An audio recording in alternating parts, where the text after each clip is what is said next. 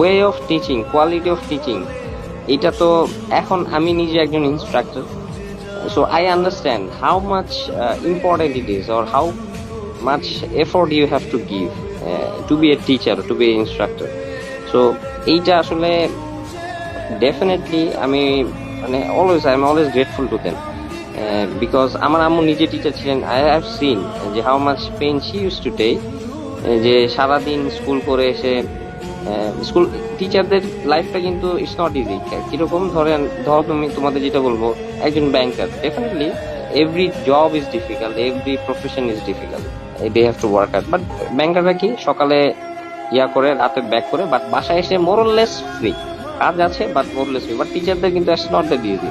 সারাদিন স্কুল করে আসে, স্কুল করে এসে আবার বাসায় এসে কোয়েশ্চেন বানানো পরীক্ষার, বা পরীক্ষা শেষে এক্সাম স্ক্রিপ্ট দেখা, অনেক কিছু ব্যাপার স্যাপার আছে। কখনোই they are not free, so always they remain busy. So আমাদের দেশে আই উড সে যে অনেক ক্ষেত্রেই দেখা যায় যে টিচারদের যে টিচিং যে প্রফেশনটা, এটা আসলে enough respect we do not give, or ভ্যালুটা ওইভাবে করা হয় না।